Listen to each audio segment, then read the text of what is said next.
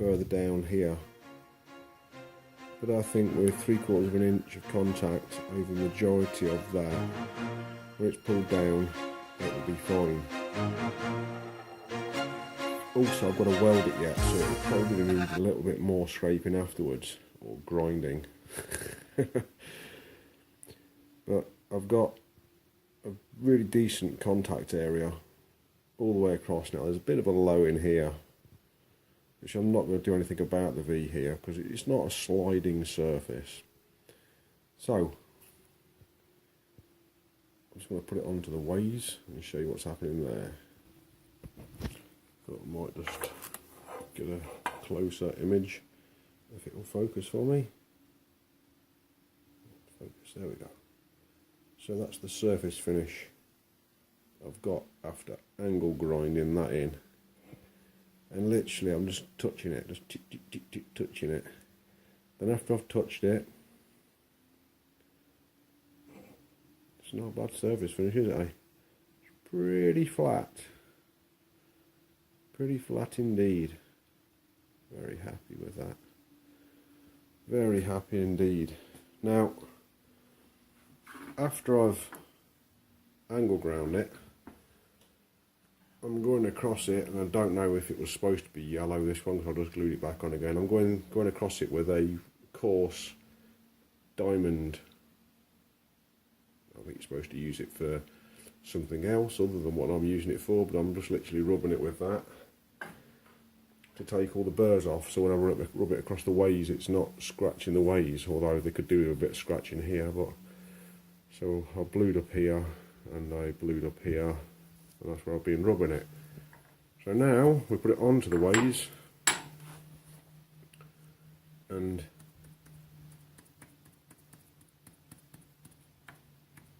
a little bit.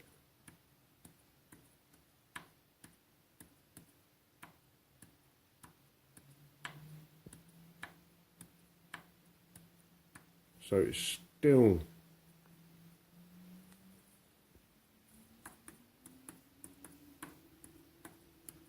could do with a little bit more, but like I say, I'm going to weld it now, and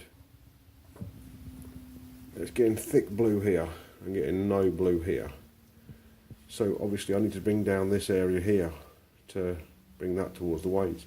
But as you look at it, this is not ground perfect, or this casting wasn't perfect, and I don't know what it is that's stopping me from getting this back edge to come down towards the ways, because I keep on taking material off here and taking none off here at all, and now it's pivoting around about here, and I take some material off of here and it just gets heavier here again. And or maybe actually sort that hole out. I could probably do with chucking it up in the 4-jaw and cutting a new circle, not on this circle here, because it's just going to wander this way. So just facing off a new circle for a start, centering it, and doing any machine work that I need to do here, because once the steady rests on, machine work on this afterwards is going to be extremely difficult.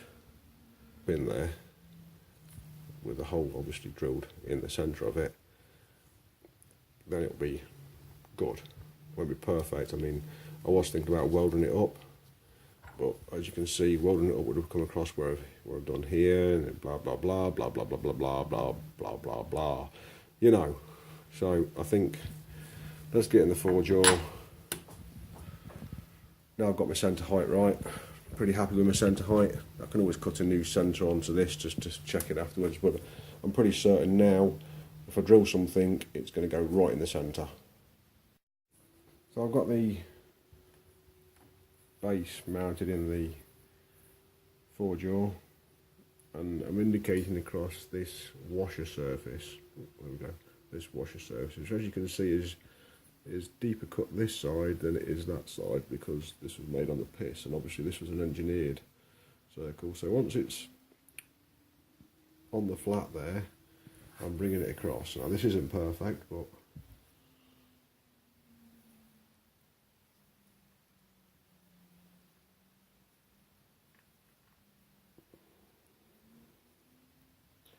coming towards the end there now, so 12.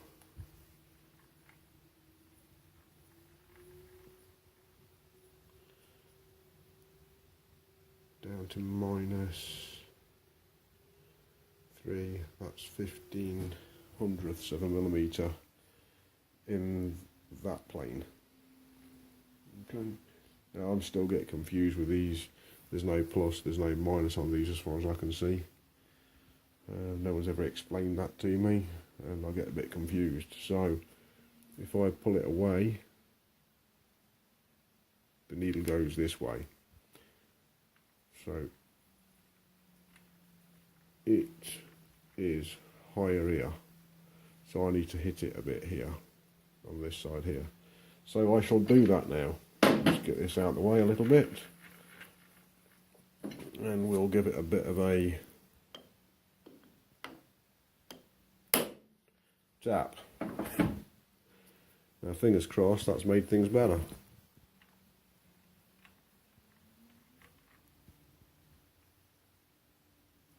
Towards the end of there, so we've got 10-ish. No, there was 10.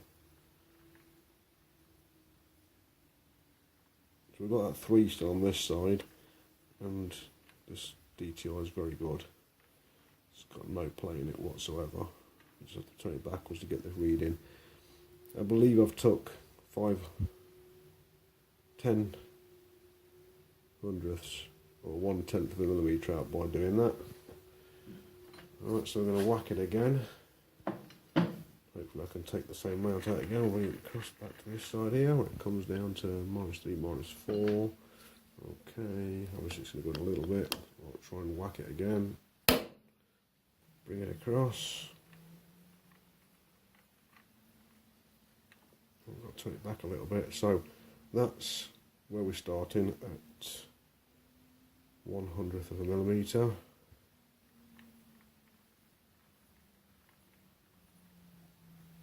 And that's where we're finishing at 1. Right, so that's 200th of a millimetre difference from side to side. There's obviously the centre's wallowed out a bit where it's been tightened down. So I'm pretty happy at that. That's good. I wasn't expecting it to be that good. So I'm set up on the other plane, and clearly when I was using the dial to zero out the detail, yeah, I could have definitely done it with this. Look, yeah, you can definitely do it with this. Miles more accurate using the lathe. There we go. So I've used the lathe to zero it out, and now I'm going to come towards me.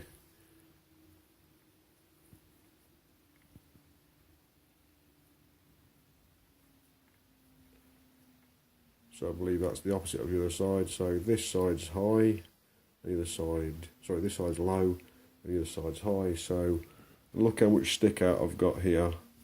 I took it out, the second time I took it out, I'm getting a bit annoyed now. So I'm just going to get the detail out of the way. I'm just going to make sure this is whacked right against the chuck. So I've done that. And we're on that side. So let's try again.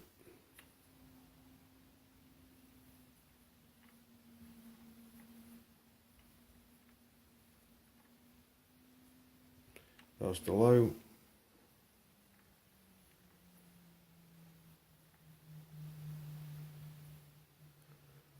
That's the high, so it's 10 in, the side, -5, so it's 500ths of a millimetre there-ish, depending on what it feels like, so that's 8.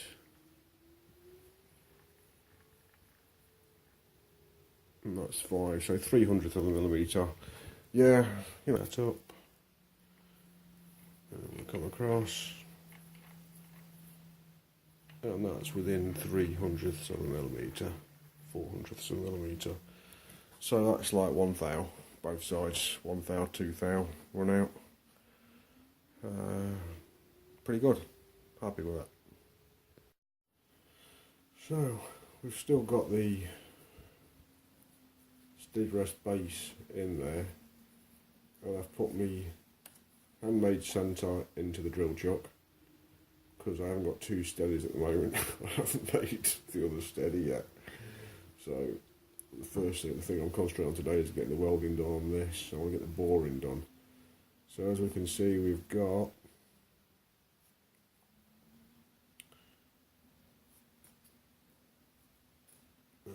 6, 40, 35 hundredths, and you can't see the chuck, but it's in between two jaws, one jaw here, one jaw there. You can see the other side there. So the high spot is in between two jaws. So we'll pick this jaw here at the top, that's high, and the one at the bottom, that's low. Oh, there's 50 in between those. So the low one, I loosey juicy a little bit. So it's going to be the difficult one, obviously. So we'll loosen that a little bit. Bring it round to the other one, which was high, and we'll tighten that a little bit. And that should have brought that down a little bit. I weren't looking at the gauge, should be looking at the gauge. So low is 12, high is 25. Okay, so just go a little bit further on that one, and then we'll go a little bit tighter on this side, like that. And that one there is at 25, and the other side is at 22. So I think the high there, just give that a bit of a nip, and that should be bang on. I can't see, so we've got 22 and 23, that's pretty close. Right, so this side here, we've got, let's start again, that one there, 22,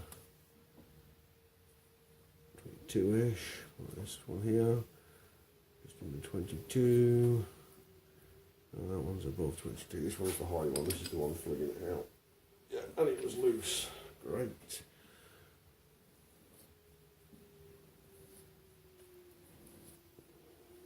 Right there, 22, that's high.